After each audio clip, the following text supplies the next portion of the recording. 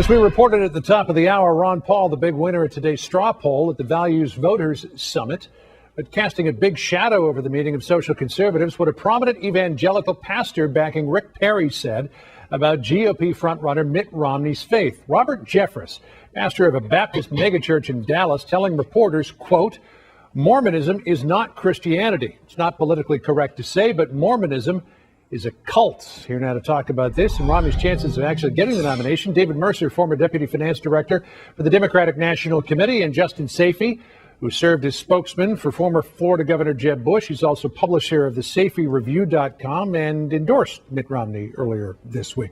Justin, let's start with you. A lot of people believe that Mitt Romney's religion was going to become an issue in this campaign. Has it as of this weekend?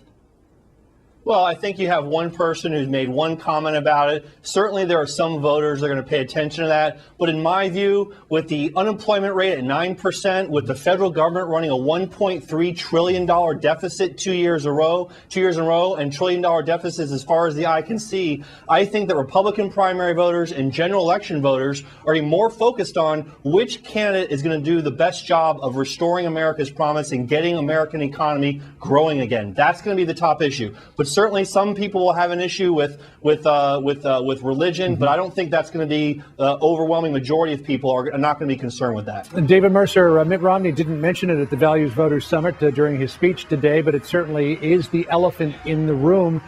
Do you think he needs to address this, perhaps in a similar way that Barack Obama did his faith in 2008?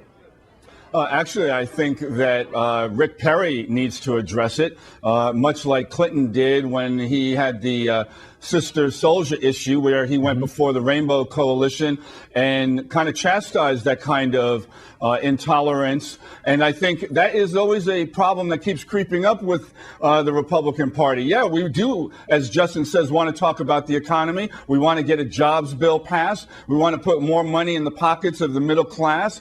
We also want to provide for veterans when they get back from serving our country and making it more secure. We want all that, but somehow this issue of religion and intolerance always seems to pop up, and we've all have felt it, but they're feeling it themselves now. And the question is whether Mitt Romney can rise past it and not be pulled down by it, as Rick Perry and others, and especially the Baptist minister who called him out and said that Mormonism is a cult. Did you think this is his Reverend Wright moment?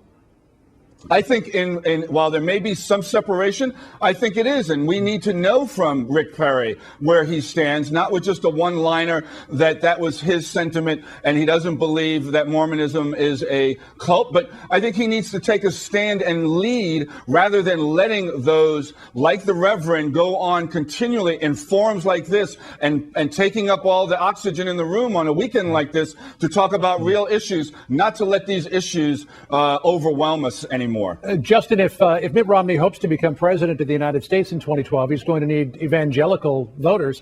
They make up about a third of the Republican Party. Can he excite evangelicals, or might they, as some people have suggested, including Reverend Jeffress, just stay home? Well, I think that that's going to be a challenge for him. Certainly the evangelical voters are important voters in the Republican primary process. However, I would point out that Senator John McCain was the nominee of the Republican Party in 2008, and evangelical voters weren't exactly excited about John McCain. So can Mitt Romney win the election? Can he get enough evangelical voters to support him based on what he wants to do on the economy, based on the fact that right now polls are showing that he has the best chance to defeat President Barack Obama when you look at the head-to-head matchups in some of the critical states and nationally? I think that's something that's going to be important to evangelical voters. Which candidate is the best candidate to defeat President Barack Obama in the general election?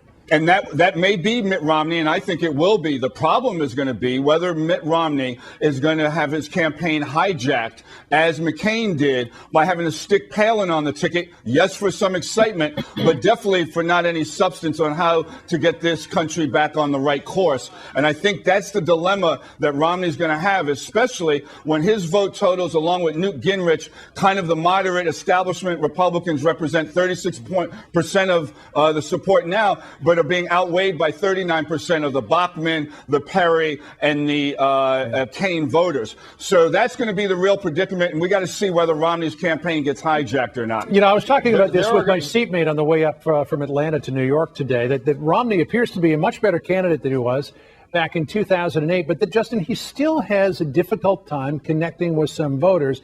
And party establishment still doesn't really embrace him, though they had much more since Chris Christie didn't get in. It's kind of like, the high school student who gets asked to the prom by a guy, and she says, okay, I'll go with you. But she really wants the captain of the football team to ask her.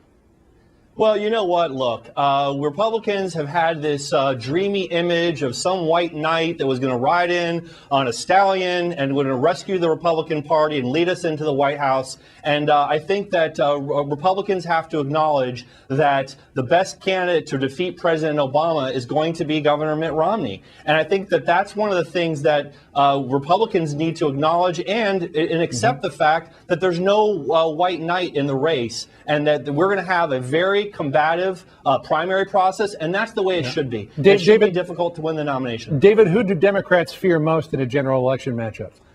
What we fear most, not who, what we fear most is not having the energy, the unity of purpose to make sure that we uncover every stone and getting our message out as to what the record is, what we're trying to do, that it does take time. It took 8 years to get us in the ditch. It may not take us another 8 to get out, maybe 4, maybe 5, but we are staying on that message and doing everything we can to make sure everybody is united with us in doing it, as well as winning the campaign to continue on doing so. David Mercer, Justin Sayfie, great to talk to you this afternoon. Thanks. Great seeing you. Good to see you, Justin.